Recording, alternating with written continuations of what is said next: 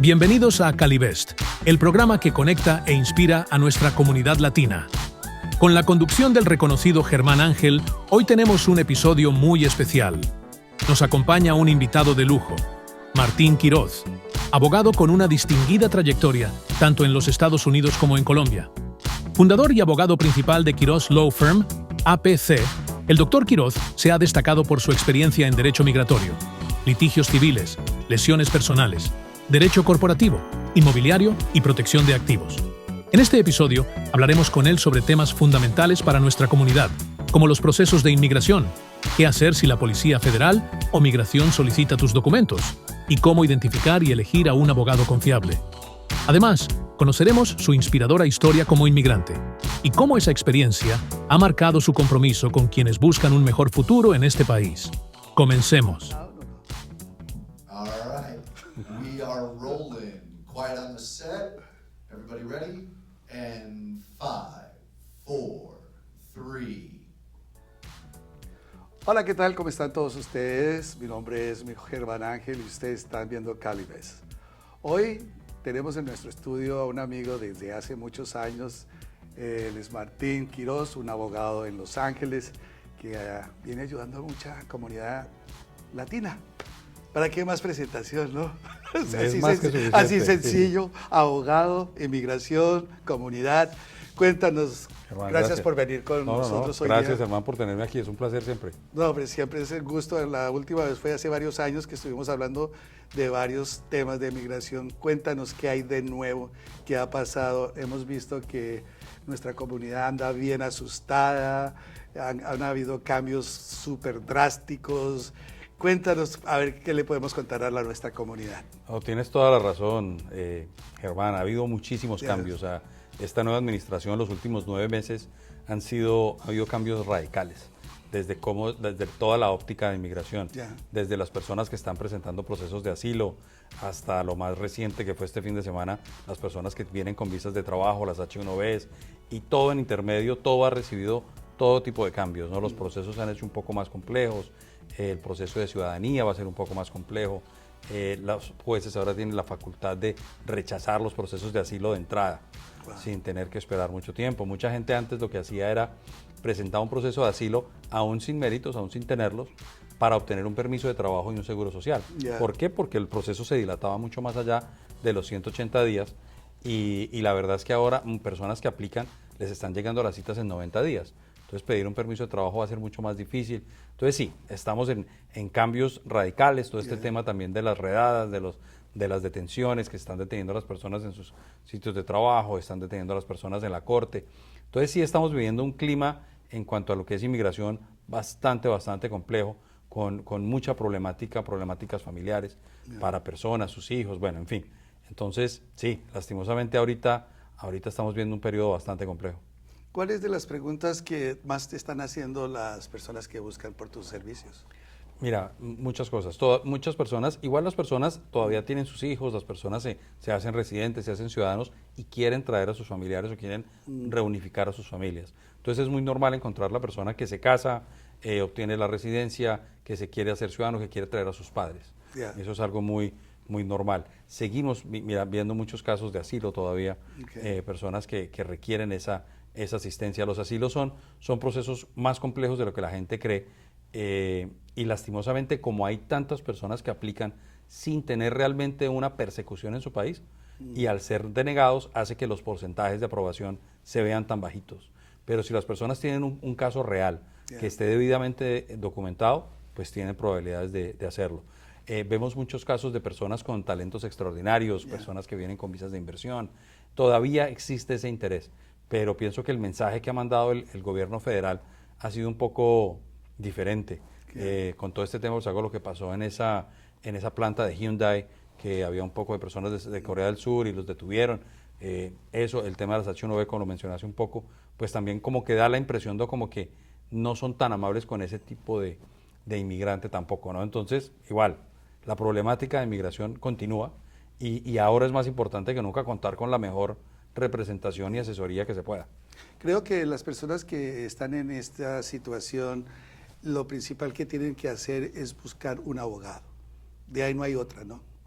Porque enfrentarse uno a estas personas, estamos hablando de las federales, inmigración, irse uno a presentar solo o con una mala representación puede tener uno graves consecuencias, ¿no? Supremamente graves, y gracias por traer ese tema, porque en este momento, ¿qué pasa? Inmigración siempre debe tener la posibilidad de decirte, te necesito información adicional o te niego el caso.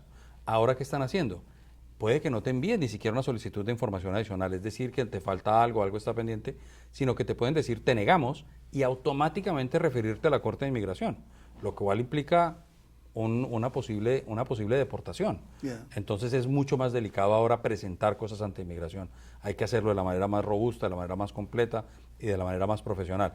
Y lastimosamente, pues sí, es muy triste que en este gremio, en todo este tema del tema de inmigración, hay muchas personas que se dedican a defraudar a otras, al fraude, a hacer las cosas mal, y es una lástima, porque los que más terminan siendo defraudados es la misma comunidad latina, ¿no?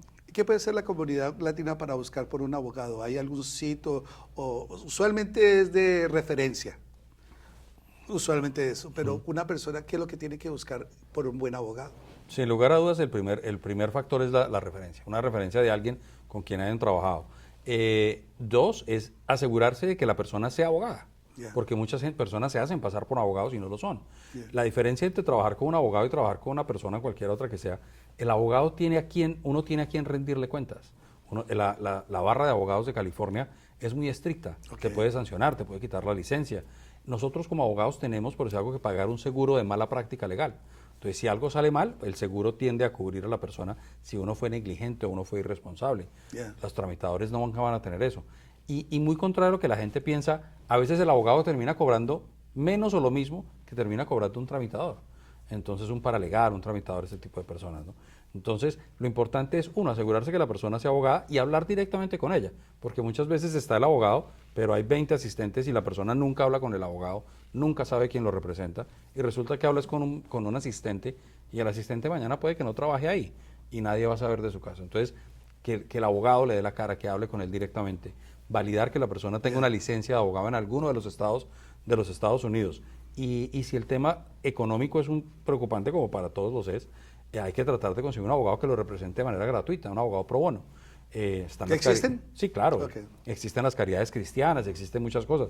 Muchos abogados tomamos casos y no cobramos. Okay. ¿Me entiendes? Por la complicación del mismo, por la situación de las personas, por la complejidad o por una u otra razón a veces pues tomamos casos de manera pro bono. En mi oficina tratamos de hacer por lo menos unos 10 casos al año pro bono, por lo menos, o sea, uno al mes en promedio.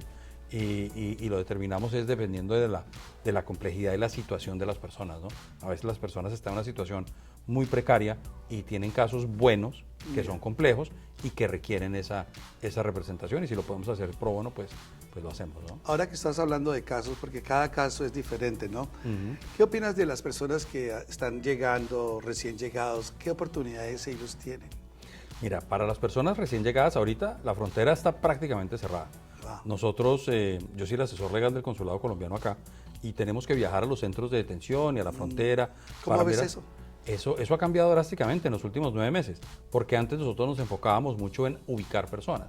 Entonces, ¿qué pasaba? Alguien contactaba al consulado, un familiar o algo, y decía, mira, mi familiar Pedro Pérez cruzó la frontera hace una semana y no sabemos de él. Entonces tocaba tratar de ubicarlo, y lo mejor que nos podía pasar era poderlo ubicar que estuviese detenido. Porque si la persona está detenida, por lo menos sabe uno que tiene techo y algo de comida tiene. Las condiciones no serán perfectas, pero por lo menos sabemos que tiene algo de bienestar. El problema era cuando no se lograba ubicar, porque si no se lograba ubicar, entonces ya la persona podía estar muerta, desaparecida, etcétera, etcétera. Y hay una larga lista de personas que han perdido la vida o están desaparecidos por haber cruzado la frontera. Entonces eso cambió radicalmente, porque ahora el problema ya no es ese, porque ya no están permitiendo el ingreso de muchas personas. Ya la gente que llega por frontera es un porcentaje muchísimo menos de lo que llegaba hace 9 meses. Entonces ahora el problema se ha convertido es más en las cortes, en los centros de detención de las personas que están capturando en la calle, en conciertos, en el trabajo. He conocido detenciones de toda clase, de personas hasta que una persona que hacía entregas domiciliarias, la citaron en una en un tema de estos del ejército, Ok. y él llegó a entregar y ahí mismo lo arrestaron. Ya. Y personas que los han arrestado en conciertos, llegan a los conciertos y lo que hacen es literal, perfilan a la gente por su raza. Entonces, Ya. si usted es morenito, si usted cumple con ciertas Así características. como nosotros. Sí, total. Color lenteja y cartón de pava, venga acá, te echan mano. Entonces, esa es la realidad. En la situación de que estamos hablando, la persona es arrestada, está en esta cárcel. ¿Cómo es el movimiento ahí? ¿Cómo puede defenderse una persona de estas, ya que están en prisión? Mira, ahí hay varios factores que son importantes. Primero, si la persona tiene o no una orden de deportación. Si la persona ya fue a corte, ya tuvo su caso y tiene una orden de deportación efectiva, llega ahí y lo más seguro es que ya va para afuera. No Ya tiene- la van a deportar. no puede- Ahí realmente no hay mucho que hacer porque ya tiene una orden de deportación. Muchas personas hablan del debido proceso. El debido proceso es darte la oportunidad de ir a corte, de Yes. que escuchen tu caso. Entonces, si la persona tuvo esa oportunidad y no logró el beneficio, pues si lo detienen estando afuera, muy seguramente lo van a sacar. Yeah. Si usted es una persona que tiene un proceso pendiente, muy seguramente estando detenido, le van a llevar a cabo el proceso. Las audiencias regulares a una audiencia individual, donde usted puede presentar todos sus argumentos, todo eso. El problema de eso es que eso se demora, imagínate, tú estar detenido esperando una audiencia por 8, 9, 10, 12 meses.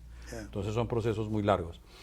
Existe la fianza, pero la fianza está limitada a personas que entraron, si usted entró de manera irregular, Yeah. es decir, entró por frontera, el juez, y esta es una decisión relativamente nueva, el juez no tiene la facultad de decidir su fianza.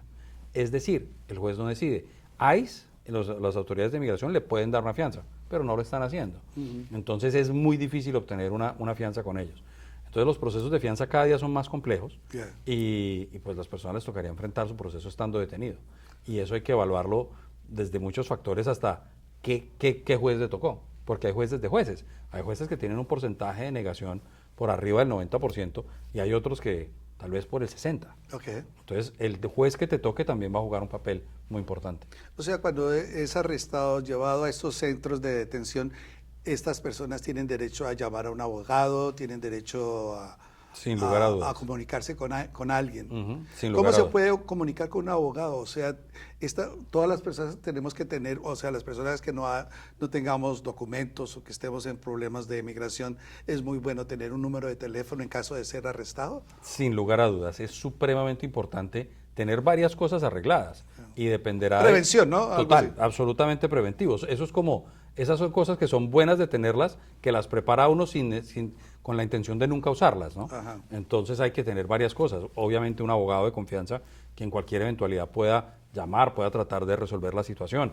Dos, si usted tiene hijos menores de edad, ¿qué va a pasar con sus hijos si a usted lo detienen? Yeah. Entonces tener un documento que le dé poder a alguien más en caso de que los pueda llevar al colegio, que pueda viajar con ellos. Supongamos en mi caso, si yo tengo una niña pequeña Yeah. y a mí me llegan a deportar, ¿quién se va a hacer cargo de ella? ¿Quién me la va a poder llevar a mi país de regreso? ¿Sí me entiendes? Alguien que pueda subirse a un avión y que tenga la autorización para ello. Si yo tengo propiedad, ¿qué va a pasar con mi casa, con mi vehículo, con mis cuentas? Entonces hay que tener un poder financiero para que alguien pueda hacerse cargo de esas cosas. Entonces si usted tiene pues, alguna casa, un carro, las cuentas, que alguien de confianza le pueda ayudar, pero usted tiene que tener esos documentos por escrito y tiene que estar todo debidamente en su poder, ¿no? Al momento de que sea requerido. Ahora que estábamos hablando de formas, leí no sé, en alguna parte anoche que me puse a leer sobre migración, porque sabía que iba a hablar contigo. Hay unas dos formas que son muy importantes tener firmadas, guardadas en caso para entregárselas al abogado, para que el abogado se le haga más fácil entrar a ver a la persona que está en prisión. Mira, hay una forma que es la G28, que es Eso la decía. G28, y la G28 y la EOIR 28. Que ¿Esas son- dos qué son? Esas son formas, esos son básicamente el poder o el documento que me dice que yo te estoy representando. Yeah. Entonces tú me firmas ese papel y ese papel dice, yo, Martín Quiroz, soy el abogado de Germán. Entonces eso es como funciona. Ese documento hay que tenerlo para que cuando ya se dé la representación. Pero supongamos que no se tenga. Si no se tiene, igual el abogado puede contactar al centro de detención, se puede hacer parte del proceso de manera digital. Hay otras maneras de solventar esa situación. Lo ideal es tenerlo, pero si no se tiene, pues tampoco no es el fin del mundo, ¿no? ¿Y estas formas se pueden bajar en internet? ¿Son Sí. disponibles para la gente y todo? Total, todo se encuentra en internet ahora en estas fechas, en esta época tan digital, todo se encuentra. Pero lo ideal es que el abogado que usted tenga la diligencia, se la entregue, usted la firme y usted conserve una copia. Es más, me atrevería a decir hasta que la cargue consigo. Claro. Porque si en algún momento a usted le dicen, lo van a detener o algo, pues usted puede demostrar de cierta manera, mire, yo tengo mi abogado, yo estoy pendiente de este proceso, que tenga su número de recibo y tener algo que evidencie pues que usted tiene algo pendiente y que está haciendo las cosas bien. Ya. Ok. O sea, como decías antes, es bueno ahora, ciudadano o no ciudadano, es bueno empezar uno a andar con sus documentos. Mira, yo me volví una persona muy paranoica, no creo que sea paranoico, pero cuando fue la primera presidencia del presidente Trump, cuando él bajó las escaleras diciendo que todos los mexicanos eran todo el poco de cosas negativas, yo dije, eso es conmigo. Yo soy colombiano, pero yo sabía que para el americano todos somos mexicanos. Ya. Entonces yo sabía que eso era conmigo y yo me hice ciudadano y yo Ya. cargo mi tarjeta de pasaporte de ciudadanía en mi billetera, porque volvemos al cuento, todos los que somos de algún color en particular, pues ya nos pueden ubicar en cualquier parte. Sí, no, y no es paranoia. Aquí está claro, mira lo que ha pasado en Los Ángeles, mira lo que ha pasado, lo que está pasando en Chicago. Con mira lo uno que de ha pasado en nuestros esta ciudad. senadores acá pasó, ¿no? Oh, O congresistas, ¿no? Sí, un congresista. A él lo sacaron a empujones de una reunión y lo iban a detener. Una cosa absurda. Estamos viviendo un tiempo bastante complejo donde la democracia pues está siendo atacada por todos los frentes. Hay personas un poco más radicales que se atreven a decir que ya que esto ni siquiera es una democracia, pero bueno. Ya ahí eso es debate para otro día. Martín, al encontrarse uno en esta situación, que vamos a Home Depot por llevar cualquier cosa, va uno con su empleado, resulta uno envuelto en esta situación, ¿cómo tiene uno que comportarse ante esta gente? ¿Salir corriendo? No, salir corriendo es corriendo. tal vez la peor decisión porque eso ¡Córrale! implica automáticamente que ya usted es culpable. Ok. Entonces lo van a salir a agarrar. Ya. ¿Sí me entiendes? No existe bajo la ley una obligación de probar que uno es ciudadano. ¿Sí me entiendes? Ok. No existe bajo la ley. Que si te quieran pedir que tú eres residente o cosas por el estilo. ¿Cuál es la mejor defensa? Quedarse callado. Realmente la mejor defensa es quedarse callado. Hagamos en una situación que la persona esté indocumentada, ¿cómo puede tratar de evitar ese acoso? ¿Qué puede hacer? ¿Qué puede Mira, decir? lo que pasa es que estamos en una posición muy compleja. Hubo una decisión reciente de la Corte Suprema de Justicia donde decía específicamente que a las personas se les puede perfilar racialmente si son de cierto color de piel, si hay evidencia de que no hablan bien el idioma y 3, si hay evidencia o da la impresión de que que se desempeñan en un trabajo de baja paga. Y eso es una decisión de la Corte Suprema de Justicia. Wow. De hecho, es muy interesante leer la decisión de la juez que ¿Aprobó esto? no, de la juez Sotomayor, que es la juez latina, que ella escribió en contra de esto, ¿no? Pero pues todos los votos estaban a favor de esto. Pero el desentimiento de ella, el escrito de ella es espectacular y ella es la que misma habla que la democracia es frágil y que hay que defenderla, ¿no? Entonces, bajo esa decisión de la Corte, te pueden perfilar por esas razones. Entonces, si lo ven a uno que uno tiene un trabajo que de pronto no gana bien, o de pronto lo cogen a uno el sábado trabajando en su casa en pantaloneta lleno de pintura y uno va a Home Depot a recoger una brocha, te pueden detener, te pueden preguntar cosas. Han detenido ciudadanos americanos. Sí. Entonces, la mejor defensa es quedarse callado. Yeah. Lo peor que usted puede hacer es decir que es ciudadano, si no lo es. Yeah. Porque si usted no es ciudadano y dice que es ciudadano, esa es una ofensa grave, que es una limitación casi que permanente a recibir cualquier beneficio migratorio. Entonces, quedarse calladito. Quedarse callado, no contesto preguntas, quiero hablar con mi abogado, esa es la mejor defensa. ¿Cómo ves todo este panorama? ¿Cómo lo ves? ¿Cree que va a haber un cambio? ¿O esto va a ser por estos próximos 4 años? Mira, ¿Cómo vemos toda esta situación? yo no veo un cambio en los próximos meses, no veo que vaya a haber un cambio, al contrario. Todas estas decisiones, como las decisiones de la Suprema Corte y todas estas cosas que han venido ocurriendo, han radicalizado más las cosas todavía. Por dar un ejemplo, el asesinato de este caballero, el podcaster que asesinaron, que era bastante radical y que pues, son personas que tienen un cierto sentimiento en contra de la comunidad latina y el hecho de que él haya fallecido pues hace el argumento de ellos más viable de que existe un peligro, a pesar de que el latino no tuvo absolutamente nada que ver en el fallecimiento de este hombre. Pero sí, veo que la situación no es que yo sea escéptico, al contrario, soy una persona muy positiva y trato de ver el vaso medio lleno siempre, ¿no? Pero en este momento no veo cómo realmente.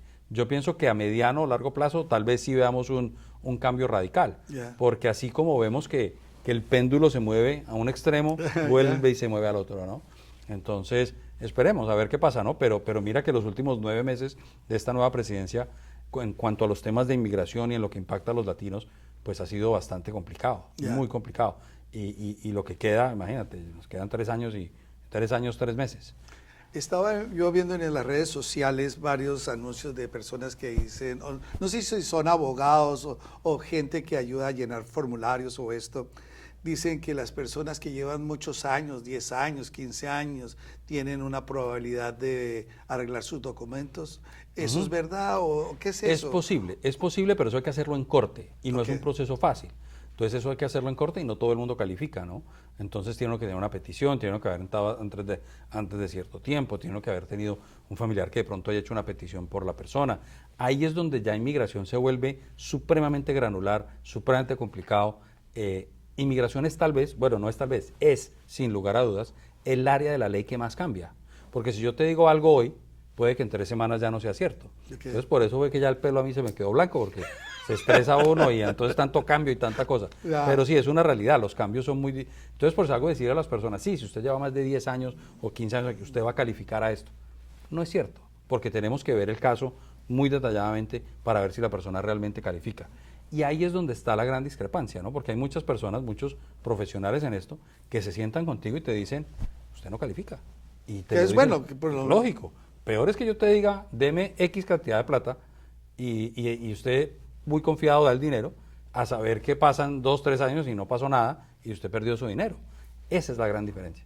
Esa es la gran diferencia. Entonces, poder contar con asesoría honesta de entrada, que le digan a uno sí o no, y que si es un sí, que sepan manejar la expectativa, y si es un no, que le digan de frente, ¿no? Porque para perder el dinero, pues el dinero y la confianza, además que esto es un tema tan delicado, porque estamos jugando con las vidas de las personas. Claro, claro. Si yo le digo a alguien, mire, sí, hay probabilidad de hacer esto, hombre, esa persona pronto va a comprar una casa, monta un negocio, tiene un hijo, se establece aquí, se establece allá. Si se le dice, vea, usted tiene que quedarse aquí 2 años dentro del país, de pronto no viaja a ver a su familiar que está por fallecer. Entonces, son cosas que realmente impactan la vida de manera muy directa. Entonces, contar con la mejor asesoría es fundamental en estos momentos, es imprescindible. Yo no, es como una persona tiene una enfermedad muy delicada, irse con el curandero en vez de irse con el experto, es mejor, ¿no? Claro. Entonces, ese es lastimosamente los tiempos que estamos viviendo. Y a las personas que son de ciertos países, ¿tienen ciertos privilegios para llegar aquí o no? ¿O eso es para todo el mundo ahora? Mira... ya los cubanos ya no tienen esa... Sí, no, mira, todo el mundo... los cubanos, los venezolanos tenían ciertos beneficios, los perdieron, el TPS, perdieron el TPS, los nicaragüenses lo perdieron, los haitianos lo perdieron. Entonces, todo eso lo están atacando. Entonces vienen a decir que no, las personas tienen que hacer las cosas bien, las tienen que hacer legalmente. Estas personas hicieron las cosas bien, las hicieron legalmente, obtuvieron un beneficio, ahora les quitan el beneficio y les dicen que están ilegales, entonces ahora los sacan. Entonces, es una posición bastante encontrada del gobierno federal en este sentido. Pero sí, en este momento todo el mundo está en riesgo. Tuve una asesoría, de hecho, el viernes, con una pareja homosexual, lesbianas, una es de Armenia y la otra es de Rusia. Y tú las ves y son blancas americanas y no tienen acento de nada, y son personas que se vieron afectadas porque les negaron un proceso de asilo, ahora están en corte. Entonces eso está afectando a todo el mundo. Mira, por algo cómo afecta el tema de las visas de trabajo a las personas de la India, todo el sector de tecnología, todo el sector de personas que están muy calificadas para ciertos tipos de trabajo. Eso va a afectar a muchísima gente, a muchísimas industrias. Claro, no hay suficientes personas que traen en esa tecnología. No hay suficientes personas calificadas, porque se requiere un alto nivel de conocimiento, de tener ciertos grados, de tener cierto nivel de especialización. Una de las cosas que se tiene que demostrar en este tipo de visas es que no existe o no se ha encontrado la persona para suplir la necesidad. Y todo lo que es el valle, el Silicon Valley, la H1B son visas que utilizan todo el tiempo. De hecho, en mi oficina tengo una persona que me colabora que tiene una visa H1B. Ahora, si me tocase contratar otra, tener que pagar $100,000 para traerla, pues no. Se sale de cualquier presupuesto de un negocio pequeño como el mío. Y ahora los negocios grandes, la persona tiene que estar ganando $300,000, $400,000 para poder acceder a un pago de esos, ¿no? Martín, ¿y qué está pasando con estos jóvenes que han sido criados aquí toda su vida y son ilegales y le llamamos DACA, ¿no? De ese programa. ¿Qué va a pasar con todos estos jóvenes? ¿O qué está pasando con toda esta gente? Mira, Hay abogados, hay médicos, hay ingenieros. lugar a dudas. DACAs. Los que de DACA ya no son ningunos niños. Lo de DACA ya, mira ya cuántos años tenemos con DACA. Y claro, muchos de los muchachos que entraron, que obtuvieron el beneficio de DACA, ya son grandes, ya son adultos, ya son profesionales, ya tienen familias, tienen casas, ya han hecho una vida aquí en los Estados Unidos. Sin lugar a dudas, DACA era, ya no es. Sí, tal vez era el tema más fácil de resolver, ¿no? Porque era un tema en que todo el mundo estaba medianamente de acuerdo, es decir, pues estos muchachos no tienen la culpa de haber sido traídos aquí y haber vivido aquí, no conocen su país de origen y están aquí en una, no me atrevo a utilizar la palabra ilegal, nunca me ha gustado, pero ellos sí están en un limbo bastante extraño, porque tienen un permiso de trabajo, pero no pueden viajar, no pueden hacer cosas. Y casualmente nosotros, yo conocí a alguien una de las veces que vine aquí contigo, que estaba con DACA, y ella ya logramos obtener la residencia a ella. Después de 10 años. Después de, imagínate, quién sabe cuánto tiempo, porque son procesos largos. La gente cree que todos los procesos son, no, hay que pedir un perdón, hay que salir, hay que volver a entrar, hay que hacer la petición. Entonces son procesos largos y complejos, pero existen caminos existen caminos para llegar a esos beneficios, ¿no? Pero sí, DACA tal vez es el grupo más afectado, que es un grupo bastante vulnerable, que técnicamente hubiese sido una solución fácil, entre comillas, pero que ahora con todo este ambiente tan negativo que hay, dudo mucho que vayan a tratar de abrir un camino para estas personas, ¿no? O sea, ellos también están en la línea de ser deportados. Mira, han detenido, imagínate, si están deteniendo a todo el mundo, el que tiene un beneficio de DACA tiene menos riesgo, pero igual también está en riesgo de que puedas llegar a ser detenido y tocaría... a ver, el problema ¿cuál se vuelve? El problema ni siquiera se vuelve no es ni siquiera que uno sea culpable, es que te acusen de algo. Entonces, en este caso, ¿qué pasa?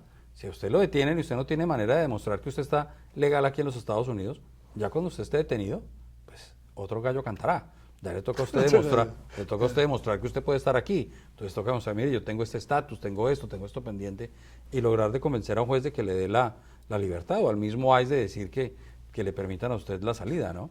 Entonces aquí lo que hay que tratar de evitar es la detención. Este es tal vez el peor tiempo para meterse en líos.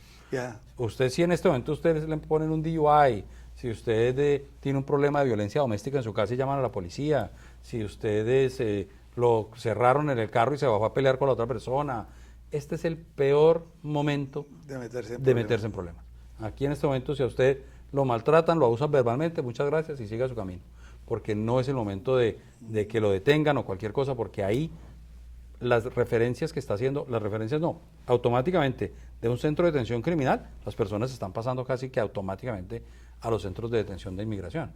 Eso es lo más normal en este momento, y sin importar la gravedad del tema. Entonces, como te digo, violencia doméstica, hay un altercado en la casa y alguien llama a la policía, llega la policía y se llevan a las personas.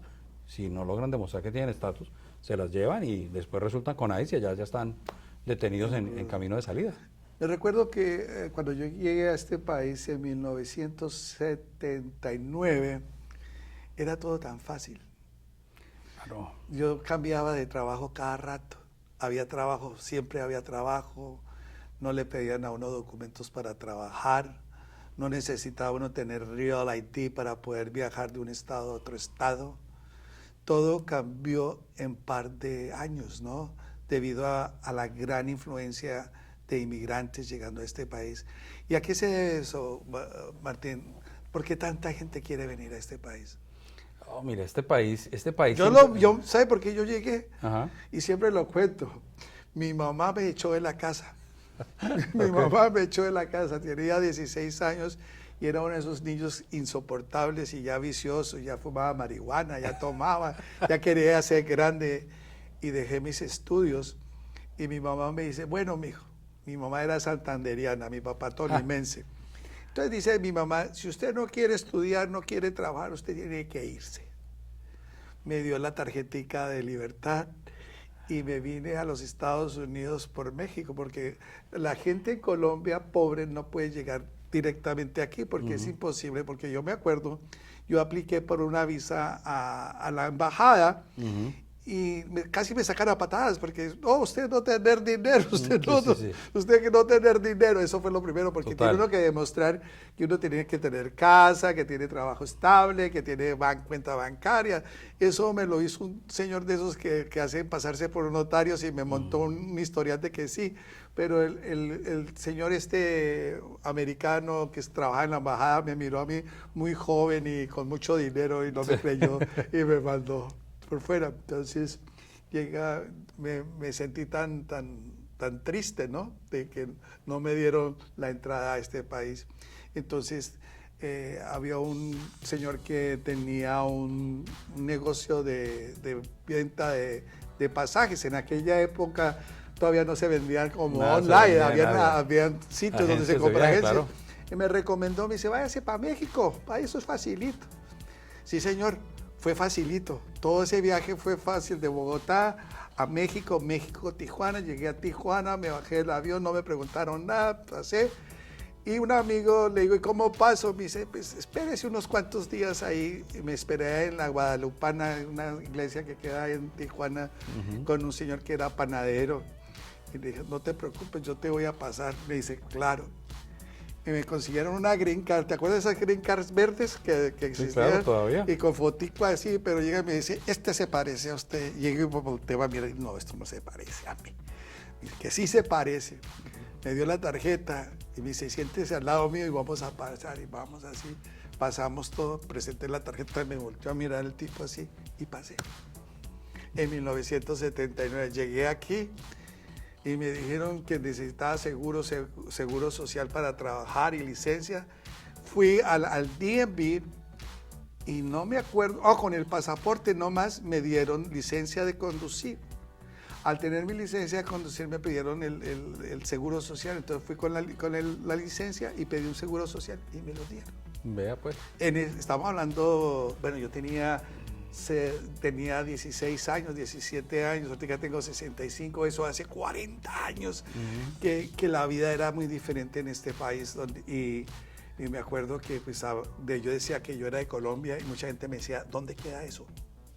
No, la gente americana no les enseña geografía aquí. Aquí no les enseña. Ni antes ni ahora. Ni ahora. Sí. Y resulta que la vida fue fácil para mí en esa época y en ese tiempo pues casi no había radios en español ni periódicos. Total. Estaba comenzando La Opinión todavía a salir y me acuerdo que La Opinión eran unos paquetones de periódico grande y de todo.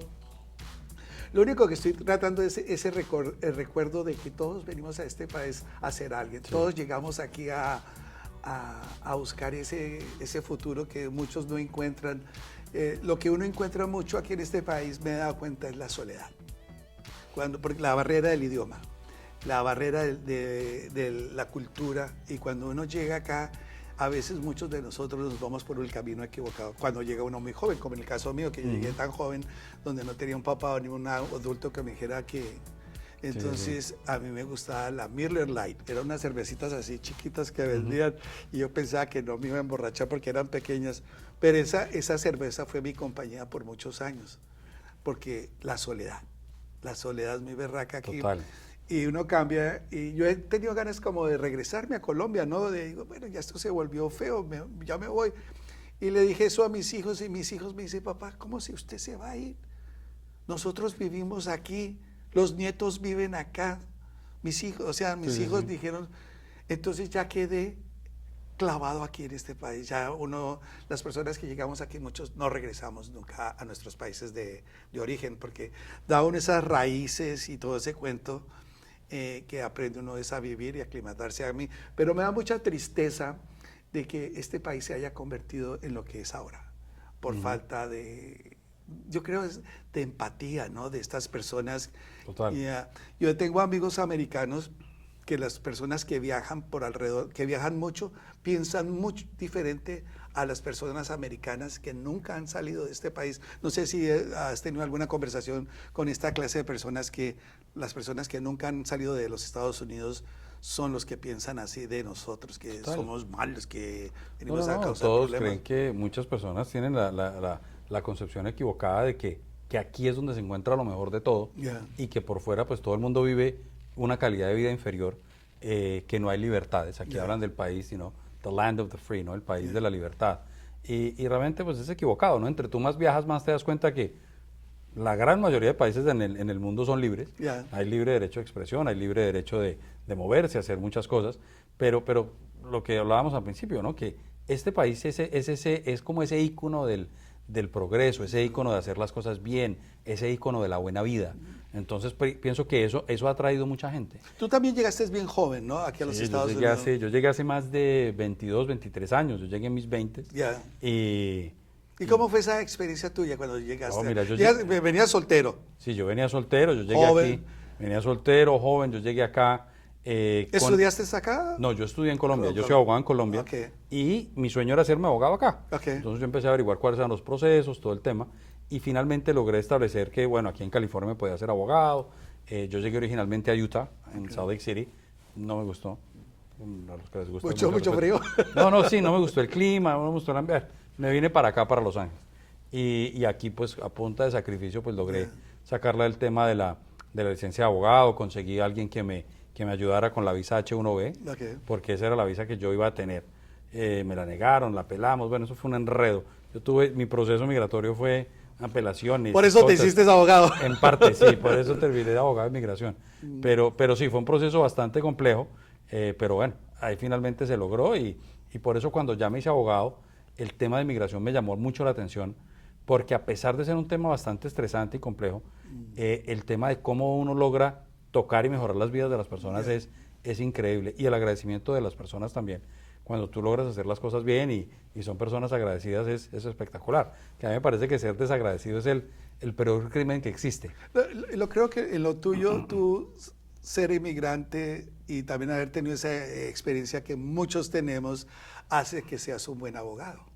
Porque lo has vivido en propia carne. Total. Has sentido, tú entiendes a una persona que se sienta frente a tu escritorio y te dice esto y esto, y tú sabes lo que está pasando porque lo has vivido. Total. Sí, claro, lógico. Y mira que tú usaste una palabra que a mí me encanta, y es el tema de la empatía. Y es el tema de poder ponernos en los zapatos de los demás, poder tratar de entender. Nunca lo lograremos, pero tratar de entender un poco por lo que pasan los demás. Y todos tenemos procesos de vida diferentes. Todos tenemos pasar por algo. Todos cargamos una cruz. Todo el mundo tiene algo que de pronto en su vida no es perfecto. Algunos con temas más complejos, otros con temas de pronto un poco más manejables. El tema de ya llevar tantos años como asesor legal del consulado también me ha permitido ver mucho la problemática de las personas, que son los desafíos que enfrentan. Entonces, pues ahí tratamos de ayudar en lo que en todo lo no es posible desde el punto de vista profesional y personal, ¿no? Yo me siento muy orgulloso de ser tu amigo y de tenerte aquí María, en este muchas estudio, gracias, lo mismo. porque tú eres un ejemplo para otras personas también de que, hey, cuando uno llega a este país y uno se dedica a trabajar o a estudiar o lo que sea, este país tiene esas grandes oportunidades, porque tampoco podemos hablar que es malo en todas partes, pero no, para nada. Tienen muchas cosas muy buenas que han hecho que, en el caso mío, pues ya 65 años ya tengo y toda mi vida la he vivido acá, y todo lo que he logrado aquí no lo hubiera podido haber logrado en Colombia, pero lo logré aquí.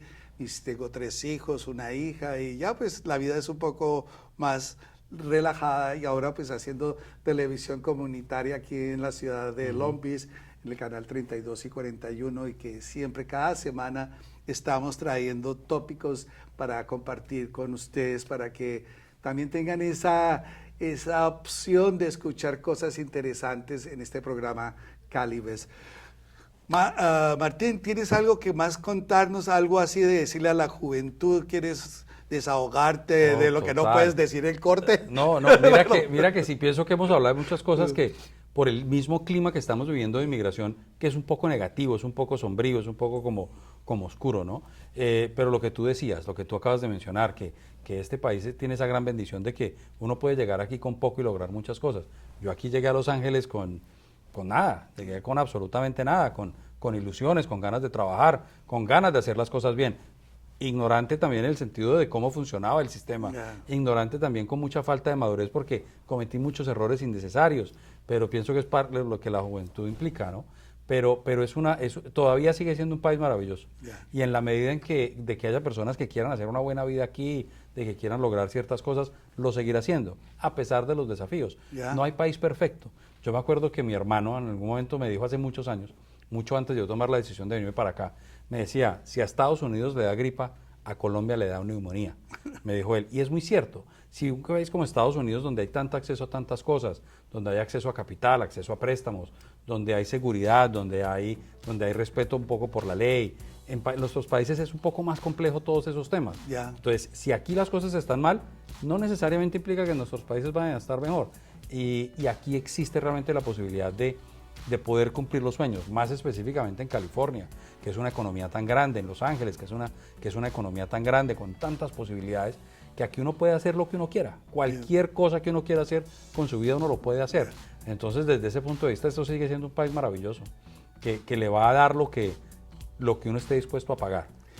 Como decía mi amigo Martín aquí, no se metan en problemas, sigan las leyes y que todo va a estar bien. Esperamos, ¿no? Que todo No, todo va a estar bien, porque al final todo estará bien y al final es la muerte. Entonces, tarde o temprano tiene todo solución, ¿no? todo tiene solución, tiene solución y pues igual nos vamos a morir todos, ¿no? Entonces, pero hay que... Sí, pero igual pienso que podemos con un poco de sacrificio, con haciendo las cosas bien, podemos llevar una vida muy placentera y tratando de pues, navegar las situaciones y los desafíos que se nos presentan, que algunos de ellos no podemos controlar, pero pues con la mejor de las actitudes siempre, ¿no? Sí, ya lo escucharon. Él y yo también tuvimos que vivir momentos difíciles aquí en este país y nadie es excepto de eso. O sea, hay una vida más larga ahí que hay que continuar con esa positividad.